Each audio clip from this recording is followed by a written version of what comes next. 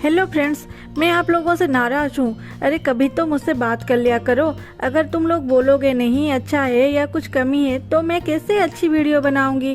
जैसे मैं late video डालती हूँ, अगर आप लोग कमेंट करते नेक्स्ट एपिसोड के लिए तब ना मुझ में जल्दी करने के लिए इच्छा होती। कोई रिस्पॉन्ड ही नहीं मिलता मुझे। और तुम, हाँ तुम कब सब्सक्राइब करोगे यार? सभी ने कर भी ली और तुम हो कि ना सब्सक्राइब करते हो ना घंटी बजाते हो। कर भी लो ना। चलिए स्टार्ट करते हैं पार्ट 4।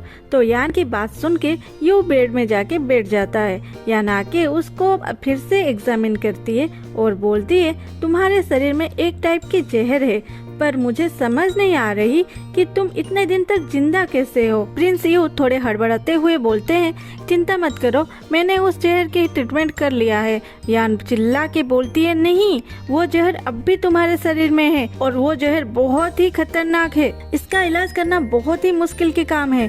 प्रिंस यू बोलते हैं तो इससे पता चलता है हमारी प्यारी यान भी हर जहर की टोट नहीं जानती।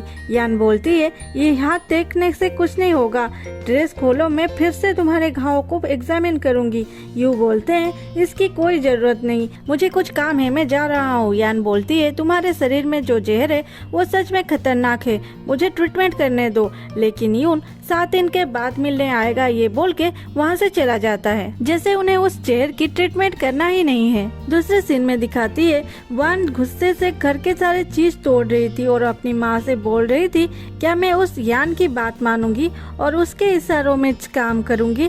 उसकी माँ बोलती है गुस्सा मत करो और ये चीजों को क्यों तोड़ रही हो। वान बोलती है ये सब चीज उस यान की है ना, हमारी कुछ नहीं, मैं यहाँ की हर चीज तोड़ दूंगी। वान की माँ उसे बोलती है तुम शांत रहो, तुम्हारे पापा जल्द ही ये सारे संपत्ति अपने नाम में कर लेंगे। तभी वहाँ वान की छोटी बहन याकी आती है। वो बोलती है दीदी क्या हुआ, प्रिंस यू फिर से तुम पे नाराज हो गए क्या? वान चिल्लाती है तुझे इससे क्या, तू जा यहाँ से, उस राजकुमारी की पाँव चाट जाके। याकी बोलती है ये शादी राजा के मर्जी से हो रहा है, तुझे टोकन मिल जाएगा तब भी कोई फायदा नहीं। वैसे भी प्रिंस यू तुम्हें शादी करेंगे ऐसा वादा कभी भी नहीं किए, तो तुम कुछ भी कर लो, तू प्रिंस से शादी करना ये तो इस जन्म में होने से रहा। ये सुन के वान याकी को एक जोर का चांटा मार के बोलती है तू कौन है मुझे पढ़ाने वाली, है कौन तू, और तुझे किसने कहा मेरी शादी प्रिंस से नहीं होगी। वान की माँ उसे रोक के बोलती है तू चिंता ना कर, मैं ऐसी चाल चलाऊंगी प्रिंस को यान और तुझे दोनों से शादी करनी पड़ेगी। वान फिर से चिल्लाती है क्या दोनों से? कभी नहीं, अगर मैं उससे शादी नहीं कर सकती तो कोई भी खुश नहीं रह सकता, और वहाँ से चली जाती है। याकी की माँ उसे समझाती है तुम्हारी बड़ी बहन ऐसे ही हमेशा नाक में गुस्सा लेके घूमती है, तो उसकी बातों पे तो ध्यान मत दे। अरे तू तो राजकुमारी को हेल्प कर रही थी ना कल की पार्टी के लिए, पूरा राज परिवार वहाँ आने वाला है, ऐसा काम करना कि सारे तुम पे खुश हो जाए और तुम्हारी शादी भी राज परिवार में हो जाए। ये सुन के याकी बोलती है माँ मैं राजकुमारी और राजकुमार के साथ पढ़ती हूँ, इसलिए वो मेरे दोस्त है और मेरी परवाह करते हैं, घर बुलाते हैं, मुझे ऐसी सोच रखनी ही नहीं चाहिए। दूसरे दिन सुबह यान और उसकी माँ राजमहल जाने के लिए निकले, उन्हें भी पार्टी में बुलाया गया था।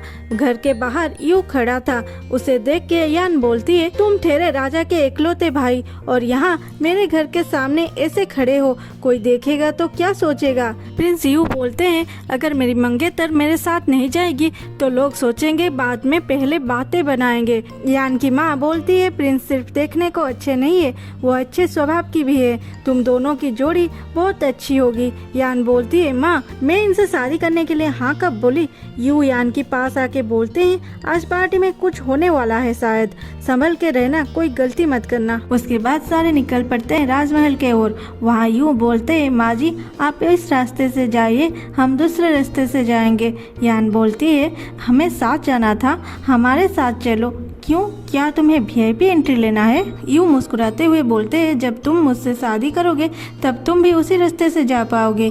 यान की माँ बोलती है यान सिर्फ राज परिवार को उसी रास्ते से जाने की अनुमति है, तुम जिद मत करो, हम इसी रास्ते से जाएंगे।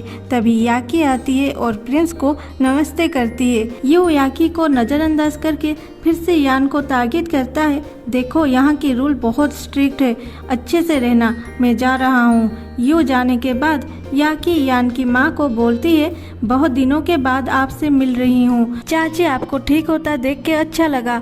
आप लोग यहाँ किसी को जानते नहीं होंगे, चलिए मैं आपको बगीचे में ले चलती हूँ जहाँ पार्टी चल रही है और माँ जी को लेके चलती है। यान मन ही मन गुनगुनाती है, बात तो ऐसी कर रही है जैसे इसकी ही घर है। दूसरे सीन में सारे इकट्ठे बैठे थे और राजा के बेटी जिन उन्हें बोलती है, पापा मैं कुछ पहेली पूछूंगी। राजा बोलते हैं, अच्छा ठीक है, जो भी तुम्हारे पहेली की सही उत्तर देगा उसे प्राइज दिया जाएगा।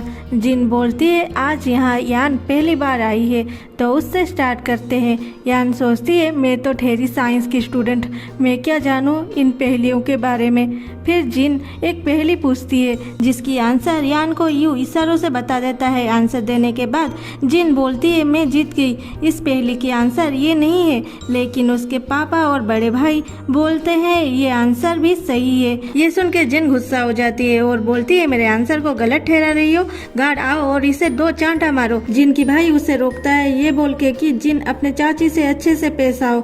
जिन रूठ के अपने जगह बैठ जाती है। राजा पूछते हैं, तो तुम हो यान जिसकी शादी यू से होगा? क्या तुम्हें याद है जब तुम छोटी सी थी तब तुम यू से शादी करने के लिए जीत किया करती थी?